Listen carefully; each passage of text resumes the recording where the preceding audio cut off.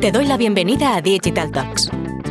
Este espacio nace de la necesidad de compartir con profesionales que tienen que tomar decisiones de marketing digital y que no siempre disponen de toda la información. Para esto contaremos con la participación de expertos en marketing digital, en nuevas tecnologías, en datos o en nuevos modelos de comercialización digital. En resumen, participarán profesionales que ponen mucho cariño a lo que hacen, pero sobre todo, contaremos con personas que admiramos y de las que todos los días aprendemos. Somos T2O, una consultora de marketing, ventas y estrategia digital. Esto es Digital Talks. No tenemos verdades, pero sí muchas certezas. Arrancamos. Hola, soy Esther Checa y hoy vamos a hablar del Marketing Mix Modeling, una solución analítica que nos permite entender de forma más precisa la atribución y las ventas en los canales que entran en juego cuando los consumidores reciben impactos tanto online como offline. Para entender cómo funciona esta solución, hoy contamos con Raúl Devia, director de Data y Analítica en T2O. Raúl lleva más de 23 años trabajando en el sector publicitario dentro del contexto de la investigación de medios. Esto le ha permitido dirigir equipos en agencias como GroupM, Maxus o IPG. Y desde hace 5 años lidera el equipo de Data y Analítica en T2O, con un equipo de 20 personas multidisciplinares del que se siente muy orgulloso. Parte de su tiempo libre lo dedica a la docencia en universidades y al deporte. Dice que lo de ser seguidor del Atleti le ha dotado de una resiliencia envidiable y lo de ser padre de 3 niños de una paciencia casi infinita. Muchas gracias por estar hoy con nosotros, Raúl. Muchas gracias, Esther, por estar aquí contigo. Raúl, para poner un poco contexto en el capítulo de hoy, me gustaría que empezásemos por explicar algo básico. ¿Qué es el Marketing Mix Modeling? Pues el Marketing Mix Modeling, dicho de una forma, digamos, sencilla, es intentar explicar cómo mis acciones de marketing están aportando en una determinada variable que yo quiera entender. Por ejemplo, ventas, por ejemplo, tráfico a tienda, por ejemplo, tráfico a la sucursal, ventas globales, ventas digitales, ¿no? Cómo todo lo que estoy haciendo en marketing está ayudando. Desde ese punto de vista es entender qué peso tiene, por tanto, cuánto está ayudando y entender de qué forma ayuda. Ayuda de una forma puntual, ayuda continua en el tiempo, se ayudan entre ellos, se estorban entre ellos. Eso es un poco entender el Marketing Mix Modeling desde el punto de vista del sector en el que estamos, que como el nombre lo dice, es el marketing. Aquí no solamente hay variables de marketing, también hay otras variables que quiero entender cómo ayudan, cuánto ayudan o cuánto desayudan, por decirlo de alguna manera. Variables de entorno de negocio, variables socioeconómicas, variables de coyuntura, variables incluso del tiempo, dependiendo del anunciante. Todo ese tipo de variables son las que nos van a permitir entender esa que es la fundamental, que es la que voy a explicar, que en este caso es una variable de ventas normalmente o de algún KPI de brand health, pero normalmente suele ser ventas. Una cuestión, porque ahora cada vez más estamos viendo que el Marketing Mix Modeling forma parte de la conversación dentro de lo que es la medición dentro de la industria publicitaria. ¿A qué crees que se debe esta irrupción del Marketing Mix Modeling dentro del mercado digital? Bueno, con todo este cambio de paradigma que estamos viviendo ahora mismo con el tema del cookies y esta protección a la privacidad y a dificultar el traqueado de los usuarios, las soluciones que tenemos que proponer desde las agencias y desde las compañías que nos dediquemos a trabajar en esto con nuestros partners son soluciones no basadas en un seguimiento censal de los usuarios, sino basadas en extrapolaciones o en inferencias de tipo estadístico. En ese sentido, en otros medios, por ejemplo, esto se lleva haciendo muchísimo tiempo, donde no había esa capacidad para traquear al individuo como hasta hace poco ha habido en digital. Por tanto, podríamos decir de alguna manera que estábamos mal acostumbrados dentro de digital y que esto es una técnica que se viene usando para el resto de medios de una forma bastante alargada en el tiempo, digamos. ¿Se puede decir que este tipo de modelos son metodologías ya asentadas en otros ámbitos del entorno media? Sí, por supuesto. Como comentaba antes, por ejemplo, en televisión, donde hay unos volúmenes de inversión muy grandes, pues una de las formas de entender cómo está empujando la televisión a métricas como la venta y otro tipo de métricas es este tipo de análisis. Y estamos hablando de volúmenes muy grandes, de inversiones muy grandes y demás. En anunciantes multimedia esto se lleva haciendo, pues yo te diría que desde que llevo trabajando en esto, que como has dicho antes, llevo más de 20 años trabajando en esto, se llevan realizando este tipo de modelos. Raúl, aquí, como estamos hablando de la irrupción de estos modelos dentro del mercado, ¿cuál es tu experiencia con ellos? Pues mi experiencia va desde trabajar, por ejemplo, en el sector automoción con modelos que expliquen la visita a concesionarios por parte de las personas impactadas por las campañas, modelos que nos permitan entender cuánto de la venta de productos que son de primera necesidad viene por la publicidad en el corto plazo. Al final, estos modelos se hacen ad hoc y resuelven necesidades ad hoc y, por tanto, cubren un montón de espectros distintos del mercado. ¿Cómo diferenciarías o cómo definirías el valor diferencial que ofrecen estos modelos con respecto a la medición tradicional dentro del entorno digital? Bueno, incluir otra serie de variables y otra serie de condicionantes a la hora de explicar esa variable que queremos explicar, ventas, tráfico a sucursal, lo que fuere, que están fuera del propio entorno digital y que condicionan lo que está pasando en digital. Una compañía, por muy digital que sea, no puede dejar de mirar hacia afuera para saber qué está haciendo esa marca en otros medios y cómo eso que está haciendo puede ser una condición de posibilidad de su éxito en la campaña, ¿no? Por ejemplo, si mi marca o mi anunciante en este caso tiene mucha inversión en televisión, yo tengo que entender cómo esa televisión está empujando las conversiones en digital. Tengo que entender cómo mi digital también está empujando otras conversiones. Tengo que entender en qué momento plantear mis campañas para aprovecharse de ese potencial halo que haya en el modelo. Todo este tipo de cosas. El concepto de efecto halo y efecto canibalización es muy interesante en los modelos econométricos.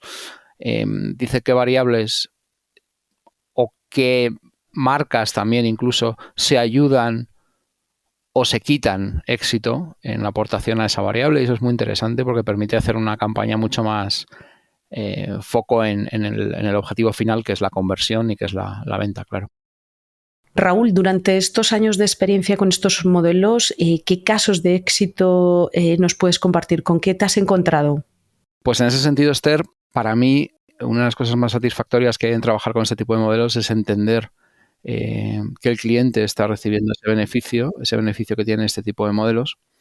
Y te pondría un ejemplo que es el de los clientes con un call center que tienen que dimensionar dependiendo del potencial impacto que vayan a tener sus campañas a la hora de recibir solicitudes, ¿no? Entonces, que el modelo funcione, que el modelo indique qué va a pasar y que ese modelo luego se ajuste a la realidad, permite al cliente dimensionar ese call center y un ahorro económico importante para no desperdiciar recursos y saber cuándo tiene que haber más gente y cuándo tiene que haber menos gente y, por tanto, que no haya, ineficiencias en ese proceso. Entonces, para mí eso fue uno de los usos de proyectos de Marketing Mix Modeling más interesantes y más prácticos desde el punto de vista del cliente y no necesariamente unido a algo como ventas o algo como visitas, ¿no? Sino algo más relacionado con dimensionar una parte del negocio que es lateral a la parte del marketing. Comentabas antes que estos modelos, pues de alguna forma han empezado a coger visibilidad al albor de toda la atracción que vamos a tener con el tema del cookieless. ¿Cómo crees que está siendo la inercia de cookieless en general? Bueno, pues yo creo que como tú dices, es una inercia. Al final es un lugar al que tenemos que ir, un lugar al que iremos de una forma definitiva como sector cuando estemos preparados y que los grandes players ya están preparados para esto.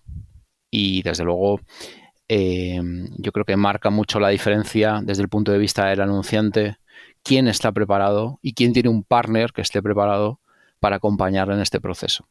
Porque cuando ya no quede otra que adaptarse, entonces los que salgan, digamos, con las zapatillas ya atadas, no tendrán que perder tiempo en atárselas y serán los que cojan ventaja, ¿no? Y eso es se ve venir y se ve cuando tratas con los clientes y es muy satisfactorio también ayudarles a eso, a que cuando la carrera empiece ya estén preparados, eso tengan que preocuparse en... Una de las cosas que se comenta mucho, que se comparte dentro de la industria, es que de alguna forma este movimiento hacia el cookieless también está modificando equipos y perfiles. Tu opinión, ¿cómo esto va a modificar las necesidades de perfiles de data dentro de las organizaciones?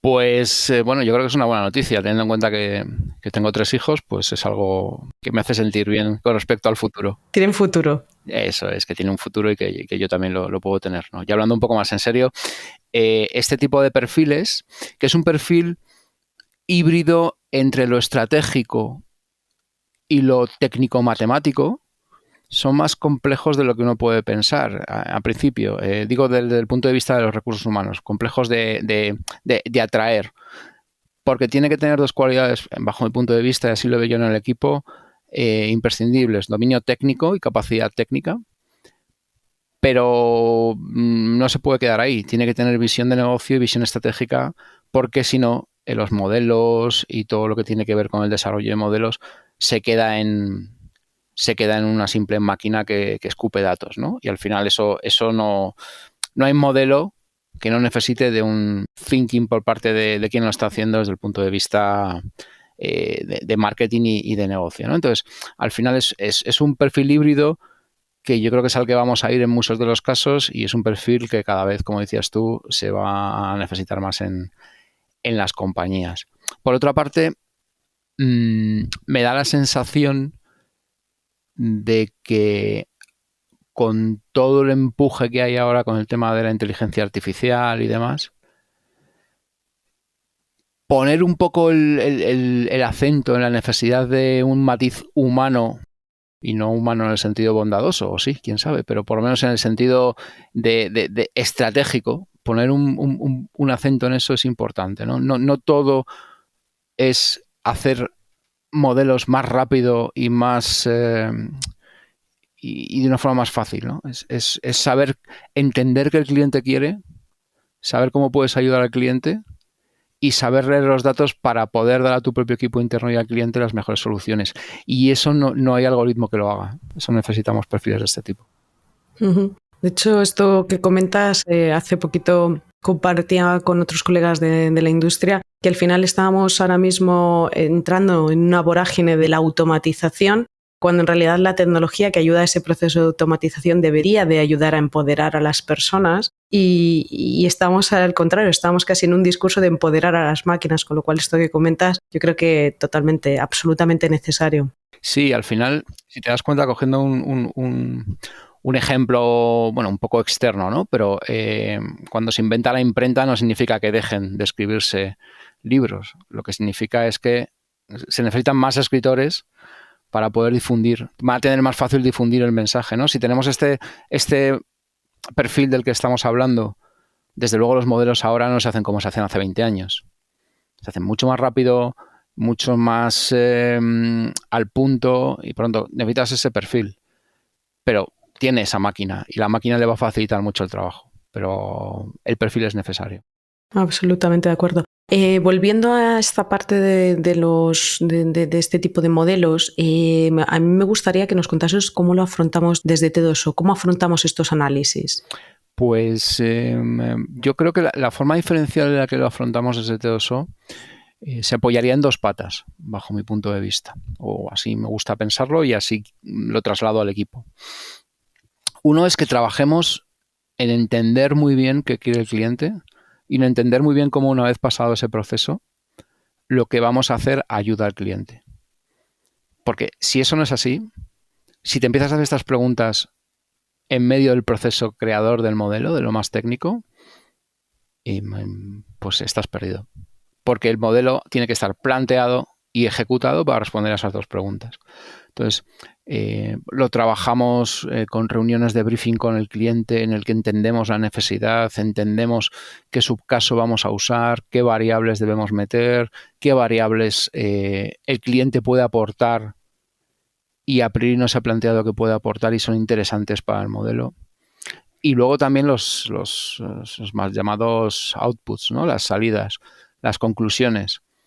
¿Qué tipo de conclusiones se van a ver bien al cliente para su día a día? ¿Qué tipo de conclusiones se van a ver bien a mis compañeros en el equipo de Paid, por ejemplo, para hacerles más fácil el trabajo y para poder hacer un trabajo de una forma más eficaz y eficiente? Ese es un planteamiento que no puede faltar, esas dos patas, ¿no? Y no siempre se da así. Yo en otras opciones que veo en el mercado, pues se trabaja más la parte tecnológica, pero esta parte se olvida y para mí esta es vital. Y luego hay una segunda pata que es la tecnológica, evidentemente. Pues tenemos un equipo de desarrollo, como tú bien conoces, muy, muy grande y muy especializado en todo lo que tiene que ver con los modelos insertos dentro de tecnologías de cloud, de algoritmos en R, algoritmos en Python. Al final, como decíamos, toda esa parte de prepararlo estratégicamente es importante, pero tienes que tener también a alguien que sepa de máquinas, ¿no? Lo que hemos dicho tú y yo antes no invalida para nada el mérito que tienen las máquinas y el mérito que tiene la tecnología. Y entre eso, como tú sabes, insisto, el equipo tecnológico es un equipo muy, muy potente que hace que estos modelos pues sean mucho más vivos, mucho más rápidos y mucho más dúctiles, ¿no? para el cliente. Oye, Raúl, alguien que pudiese estar viendo una oportunidad en llevar a cabo un modelo de estas características, pero que ya cuenta con un modelo de atribución, ¿cómo convive un modelo de atribución ya dentro de la organización y un modelo Marketing Mix Modeling? Pues claro, son dos cosas distintas. Al final, un modelo de atribución, como se entiende en el entorno digital, es entender cómo los impactos digitales convierten en una variable digital, ¿no? Entonces, eso es una parte del cuento, claro, pero no es todo el cuento. Por ejemplo, no es todo el cuento porque las variables que expliquen pueden no circunscribirse a un entorno digital. Podemos hablar de variables de fuera de digital, como hemos dicho, impactos de otros medios. Podemos hablar de unas variables muy importantes en este tipo de modelos, que son las variables exógenas al propio negocio, como podrían ser situación económica, depende del anunciante, situación económica, incluso de temas de temperatura. Hay un montón de variables que se hacen muy ad hoc para los modelos. Todo eso en un modelo de atribución digital al uso se pierde. Y por eso digo que hay una ampliación, pero también la variable que vas a explicar. Si yo quiero explicar visitas a mi tienda física impulsadas por mis acciones digitales, el modo de atribución ahí no llega. De esta forma, tanto en las variables que explican como en las variables a explicar, hay diferencias sustanciales entre un modelo de atribución y un Marketing Mix Modeling. ¿Y cómo se debe trabajar? Bueno, pues podemos entender un modelo de atribución como un submodelo dentro de un modelo de Marketing Mix Modeling. Por ejemplo, yo entiendo dentro de un modelo de Marketing Mix Modeling cuál es la eficacia de digital en determinado KPI y una vez que tengo delimitado esa tarta, cómo troceo esa tarta es cuando me voy al modelo de atribución. Pero esa tarta puede ser mayor o menor de la que me está dando un modelo estrictamente digital. Porque podemos estar, de hecho en digital pasa mucho, aportar a otros medios más allá de lo estrictamente digital, campañas digitales de upper, middle funnel que están aportando a visita a tienda, a visita a concesionario o lo que fuere, y en un modelo estrictamente digital eso se pierde. Antes cuando estabas comentando cómo afrontar un análisis de estas características para llevar a cabo un modelo desde T2O, a mí me gustaría que también que nos dijeses de qué tiempos hablamos para montar un modelo de estas características, entender cómo empezamos a tener datos que son útiles, que empiecen a ayudar a tomar decisiones. Vale, ahí es donde entra la tecnología. Va a depender mucho de el tipo de variables que vayamos a meter, la capacidad para actualizar esas variables en tiempo más o menos rápido, la necesidad del cliente de que eso esté actualizado más o menos rápido y bueno, y de nuestra capacidad, como decía antes, tecnológica para poder implementar eso. En términos de timings, pues hay una primera parte que, insisto, por lo que decía antes, para mí es muy importante, que es toda la preparación.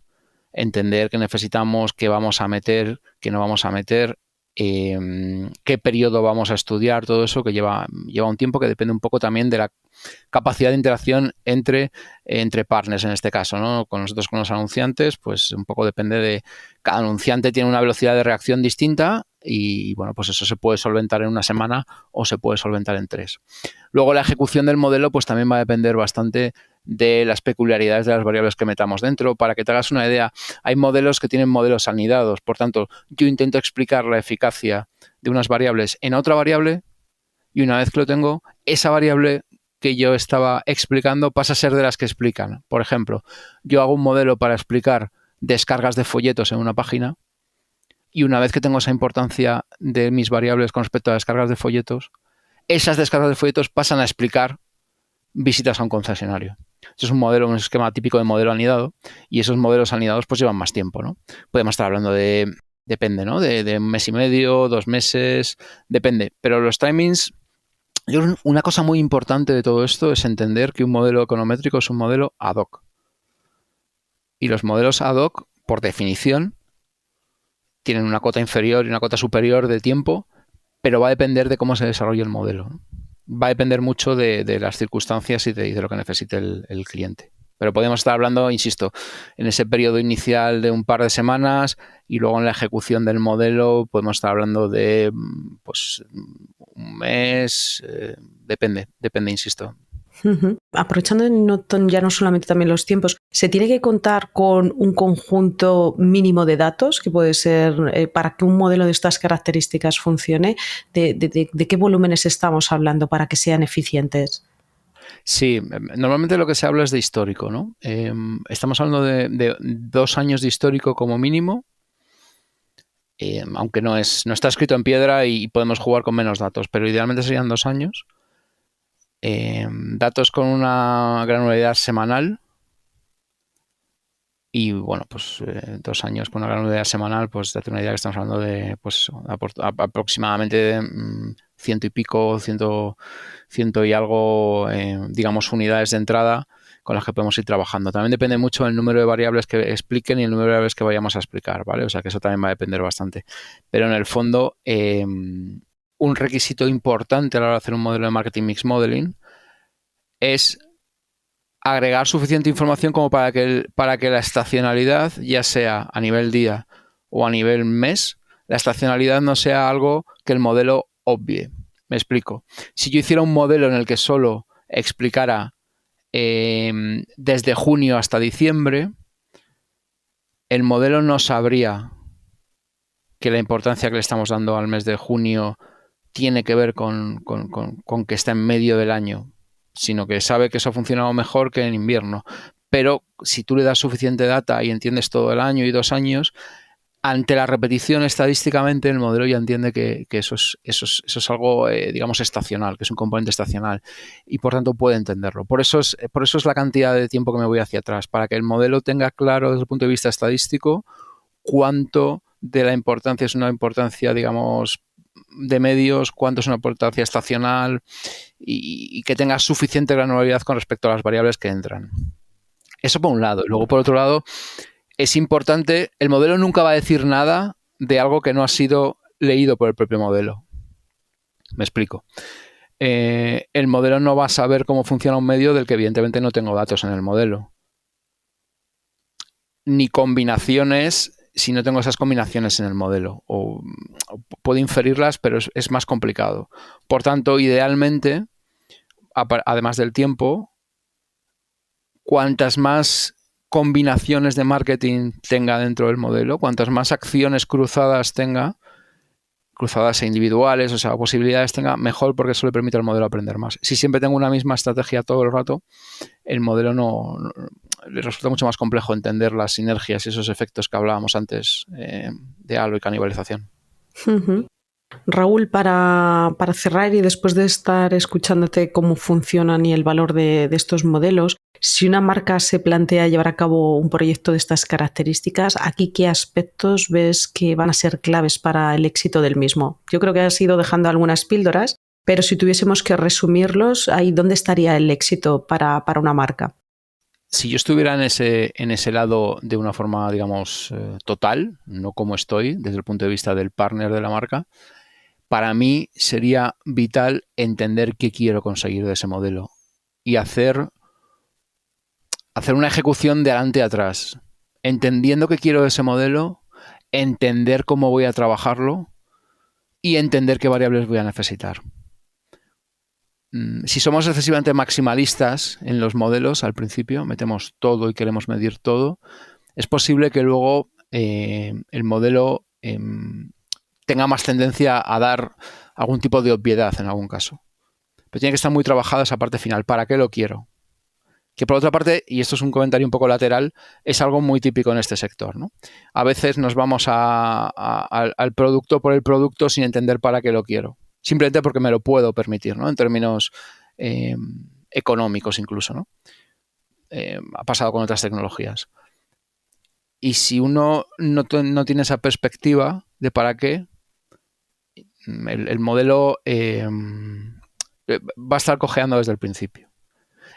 Y mi recomendación, evidentemente, es que el anunciante que quiere hacer esto, muchas veces esto forma parte, es una parte de su día a día, que se deje apoyar por los partners en cuestión que le echen una mano a entender esto y a ayudarle, ¿no? Y este ejemplo de Marketing Mix Modeling para mí es un caso paradigmático de la palabra partner, de la que tanto hablamos, ¿no? Entre consultoras, agencias y clientes.